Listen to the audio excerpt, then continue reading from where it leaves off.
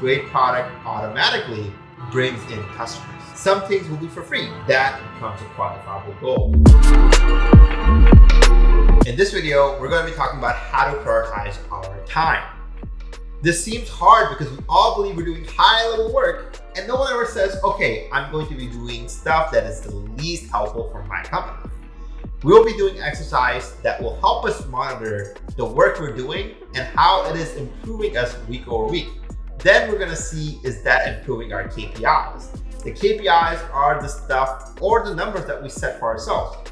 Either it is improving the number of users or improving our revenue. And contrary to popular belief, we have a finite amount of brain power to do finite amount of things in any given way. That is why we need to create a system and create a framework to be great at identifying and prioritizing our tasks. So a lot of the times we make the mistake of mistaking motion for progress.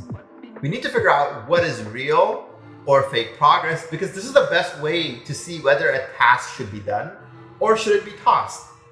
The real thing here is to see what moves the needle for our startup, what moves the needle for our company, so we can show growth.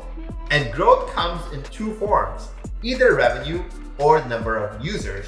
These are your primary KPIs. So when you are early on, you need to be talking to customers and building your product and iterating your product to see if your product is solving a real problem. We'll talk more about this in the coming lecture, but to give you an example, this is what fake progress looks like. You're going to a lot of events, networking events, you're getting a lot of PR. That is really big ego boost, but that's not really helping your bottom line, which is improving your products or helping you get customers. The other really important thing, the real progress, that's where you start getting customers. That's where you're doing SEO, you're hiring people or building a B2B sales team that is bringing in a lot of value. So those are two very different things. And a lot of times people make the mistake of saying, okay, I'm getting all this press, I'm getting all this other stuff, but in the end, that's really not helping you build a great product, which is what you should be really focused on, because great product automatically brings in customers. So now this is where a time prioritization framework comes in play. And I'll share with you that template shortly. But to give you an example, if my goal for the next month is to get 5 more paying customers, what I will do in this framework is go to column 1 and write down all the activities I can do to generate 5 more paying customers. In column 2, I will give it an impact score for that activity. For example, what is the most impactful activity I can do, in my opinion, that will get me those 5 paying customers? And so in the beginning, it will be hard to guess the impact score, which is usually from 1 to 10, right? The 10 being more impactful. Early on when you're doing this, just guess. Guess a number, what you think it is that number might be. But as you do this more and more, you'll get really good at figuring out the impact score along with the urgency and cost. So here's the other thing you need to keep in mind. All your goals need to be quantifiable, which means it needs to have a number behind it. So here's the example.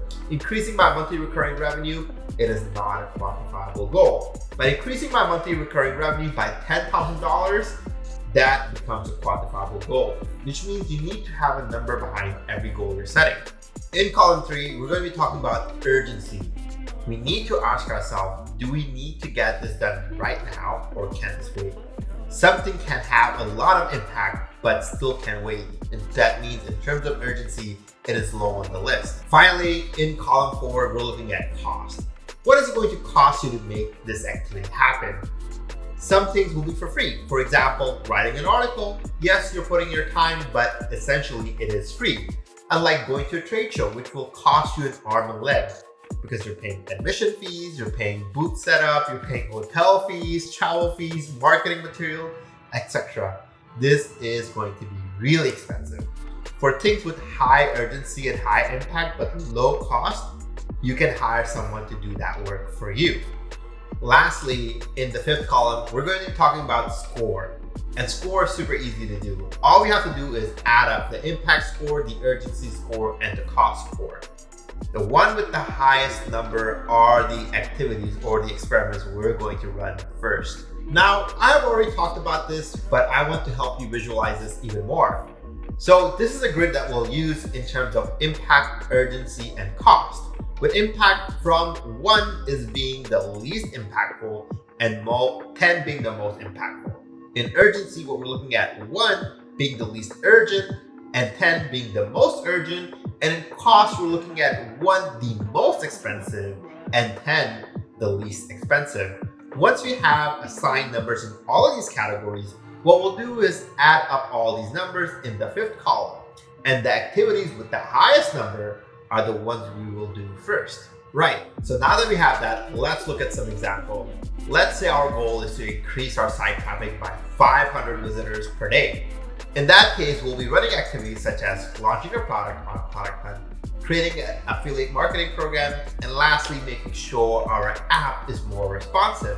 Now that we're looking at scores, you can see 24 is the highest number. That means we'll be creating an affiliate marketing program first as an activity to go forward with. So the important thing to keep in mind is when you're getting started with these worksheets, it might feel daunting to figure out what values go where and how should I assign them. The important thing that I'll tell you is just get started. Take your best educated guess on putting these numbers down. What you realize is the more you do, the better you get at assigning values in each of these categories. Again, don't worry about the numbers in the beginning. Just follow the process and make sure you're doing this every week. So the last thing to do here is to create feedback loops and iterate on the process. See what worked, what didn't, because this is how you'll improve on anything. Once in a while, review your weekly updates and see, are you learning fast enough? Are you predicting your scores well? Did low value work creep in and are you mistaking motion for progress? Are there any constant blockers for growth? Are you completing tasks in a timely manner? If the tasks are too complex, are you doing it consistently? Because otherwise you need to break down those tasks into medium and easy tasks so you can complete them in an efficient manner. Now that you learned how to prioritize your tasks, it is your turn. Download the template below and start prioritizing your tasks and achieving your goals.